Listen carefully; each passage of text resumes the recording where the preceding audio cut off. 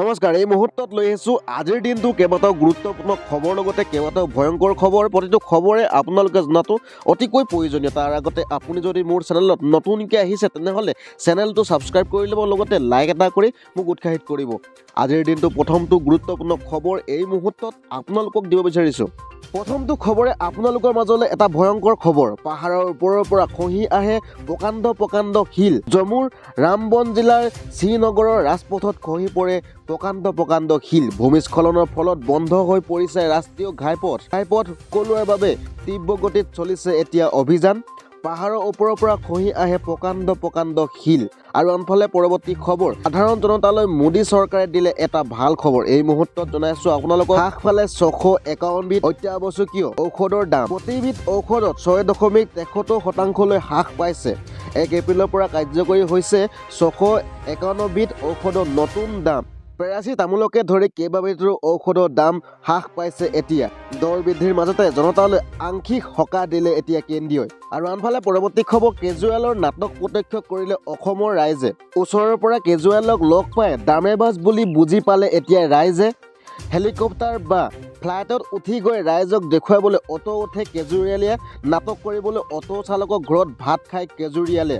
এই মুহূৰ্তত ভয়ংকৰ মন্তব্য কৰিছে কেজৰিৱালৰ যে গ্ৰহণযোগ্যতা নাই গুজৰাটত, নিৰ্বাচনে প্ৰমাণ কৰি দেখুৱালে, এই বুলি মন্তব্য কৰিছে।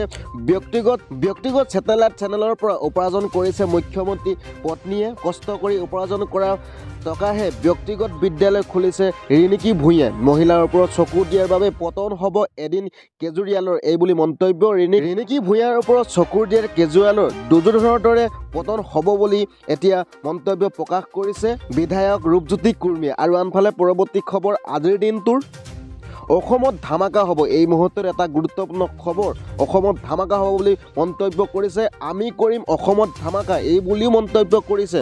আমাৰ বাহিৰে অসমত আৰু কোনো ধামাকা কৰিব নোৱাৰে বুলি মন্তব্য কৰিছে। চাকৰি, শিক্ষা সকলোতে আমি ধামাকাৰ সৃষ্টি কৰি দিম বুলি উল্লেখ কৰিছে। 2026ত ৰাইজে কি ধামাকা কৰিব সেইটোহে কথা। প্ৰত্যেক সপ্তাহে অসমত আমাৰ ধামাকা চলিব, এই বুলি মুখ্যমন্ত্ৰীয়ে হিমন্ত বিশ্ব শৰ্মাই এনেকৈ মন্তব্য প্ৰকাশ কৰিলে। আৰু আনফালে পৰৱৰ্তী খবৰ, দুলীয়াজানত পুত্ৰই ঘপিয়াই হত্যা কৰিলে মাতৃ। দুলীয়াজানৰ মধুটিং চাহ বাগিচাত সোমবাৰে সংঘটিত হ'ল লোমহক হত্যাকাণ্ড। প্ৰশান্ত পুত্ৰৰ চোকা অস্ত্ৰৰ আক্ৰমণত প্ৰাণ গ'ল মাতৃৰ। গুৰুতৰভাৱে আহত ভগ্নী ৰাজু শৰ্মা নামৰ যুৱকজনে সংঘটিত কৰে এই ঘটনা। আৰু আনফালে পৰৱৰ্তী খবৰ, আজিৰ দিনটো মুখ্যমন্ত্ৰীলৈ খালিস্তানী সংগঠনৰ ভাবুকি। শিখ ফৰ জাষ্টিক লৈ পৰেশ বৰুৱাই পত্ৰ প্ৰেৰণ কৰে। মুখ্যমন্ত্ৰী হিমন্ত বিশ্ব শৰ্মাক খালিস্তানপন্থী সংগঠনৰ শিখ ফৰ জাষ্টিছে ভিডিঅ' বাৰ্তাযোগৰ ভাবুকি প্ৰদানৰ পাছতেই প্ৰতিক্ৰিয়া প্ৰকাশ কৰিছে আলফা। সোমবাৰে সংবাদ মাধ্যমলৈ এক পত্ৰ প্ৰেৰণ কৰি কাৰ্যক দুৰ্ভাগ্যজনক আখ্যা দিছে সংগঠনটোৰ মুখ্য সেনাধ্যক্ষ পৰেশ বৰাই। সংবাদ মাধ্যমলৈ প্ৰেৰণ কৰা বিবৃতিটোত আলফাই মুখ্য সেনাধ্যক্ষ পৰেশ বৰাই কয় যে অসমৰ মুখ্যমন্ত্ৰীয়ে শিখ ফৰ জাষ্টিছে যি সতৰ্কবাণী প্ৰেৰণ কৰিছে সেয়া দুৰ্ভাগ্যজনক আৰু এয়া ভুল বুজাবুজিৰ বাবে হৈছে। তেওঁৰ লগত কয় যে ভাৰতীয় সেনাৰ দ্বাৰা অমৃতসৰ সোণালী মন্দিৰত চলোৱা অপাৰেশ্যন ব্লু ষ্টাৰ পৰৱৰ্তী সময়ত সমগ্ৰ ভাৰতত শিখ বিৰোধী ঢৌ বিয়পি পৰে।